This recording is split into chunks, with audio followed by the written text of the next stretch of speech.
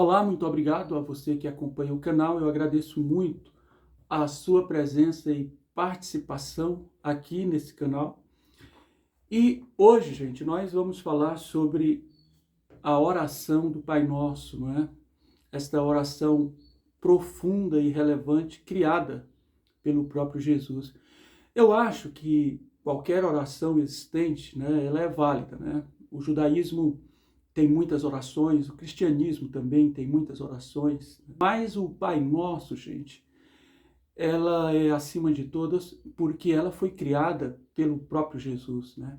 Por isso ela é de uma sabedoria e de uma profundidade espiritual e muito mais além do que uma oração, uma lição de vida, né? Eu acho que esta oração, para ela ser válida, primeiro ela tem que ser vivida, né? Então, no capítulo 6 de Mateus, 9 em diante, diz o seguinte: Pai nosso que estais nos céus, santificado seja o teu nome. Então, gente, esta oração, ela já começa com uma confissão. Pai nosso que estais nos céus, ou seja, que Deus é único, que Ele está nos céus e que Ele é soberano. E aí ela continua: venha a nós o teu reino, seja feita a tua vontade, tanto na terra como nos céus. Ou seja, que venha a nós o teu reino, gente, ou seja, o teu domínio, o teu poder. Nós precisamos fazer parte desse reino, desse domínio, desse poder de Deus e vivermos dentro desse reino, ou seja, dentro desse domínio, aonde é feita a vontade de Deus, tanto na terra como nos céus. Esse é o reino de Deus, esse é o domínio de Deus, é quando nós nos submetemos à sua vontade e temos Ele como nosso rei. O poder que esperamos, como diz aqui o Pai Nosso, que venha a nós, que desça do céu a nós a tua bondade, a tua compaixão, o teu domínio, o teu reino, o teu poder, que o poder de Deus venha sobre nós e que assim nós possamos fazer a sua vontade e logo nós fazemos parte desse reino. E nesta confissão da primeira parte do Pai Nosso, né? Pai Nosso que estás no céu, santificado seja o teu nome. Isso também, gente, é interessante porque está no Shema Israel, né? Que é a oração principal do judaísmo, do povo judeu, né? Ouve, Israel, o Eterno é o nosso Deus, o Eterno é único, né? Então, isso está lá em Deuteronômio, capítulo 6. Essa é a principal oração do povo de Israel. E por incrível que pareça, Jesus começa o Pai Nosso com essa oração, né? Pai nosso que estás nos céus, santificado seja o teu nome. Então ele já começa dizendo ao Pai que estás nos céus, ao único Deus, né? Ouve, Israel, o Eterno é o nosso Deus, o Eterno é único, ou seja, ao único Deus que estás nos céus, santificado seja o teu nome. Olha que maravilha, né?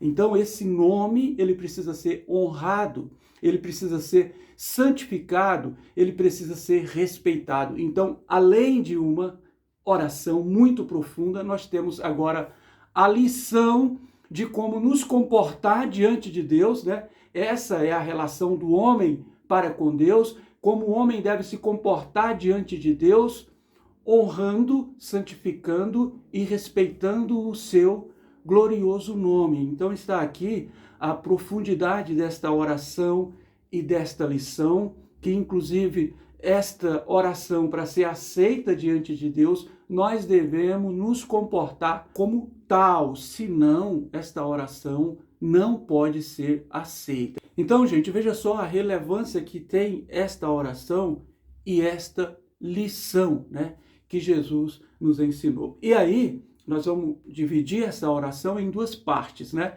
Essa é a primeira parte, que é o relacionamento do homem para com Deus, ou seja, a maneira que o homem precisa se comportar diante de Deus. A outra parte interessante, gente, desta oração é agora o comportamento do homem em relação ao seu próximo, como ele deve se relacionar com o seu próximo. E o Pai Nosso, por incrível que pareça, ele abrange sim os 10 mandamentos, né? Jesus extraiu com a sua sabedoria e espiritualidade dos 10 mandamentos. Então é como se nós tivéssemos os 10 mandamentos dentro dessa oração poderosa e maravilhosa, né? Não só a oração, mas essa lição de vida que Jesus nos ensina.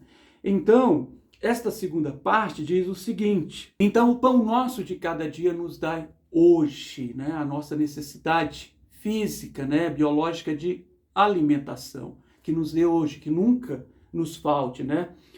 E perdoa também aquele que nos tem ofendido. Olha só, gente, você pode ver que estão juntas, essas duas partes, elas estão conectadas. O pão nosso de cada dia nos dai hoje e perdoa também aquele que nos tem ofendido. Então, o perdão e a nossa alimentação estão juntos aqui, gente, né? Para que esse corpo físico, biológico viva, é preciso de que nós possamos nos alimentar todos os dias, né? E junto está o perdão, né?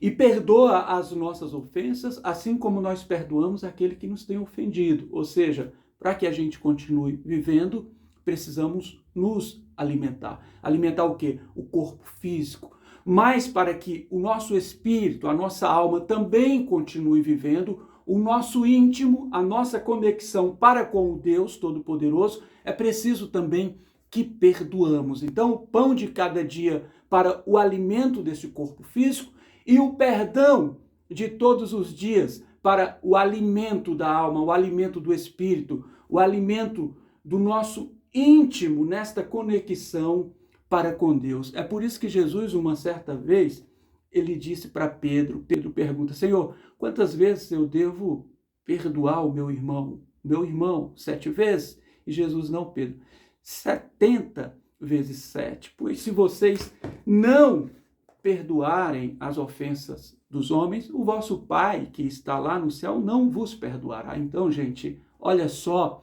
a importância do perdão.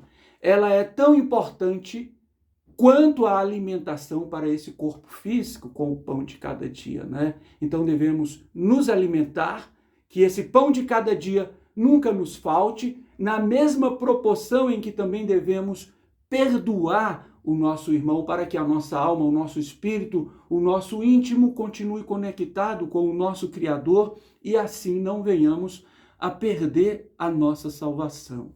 E aí a oração continua.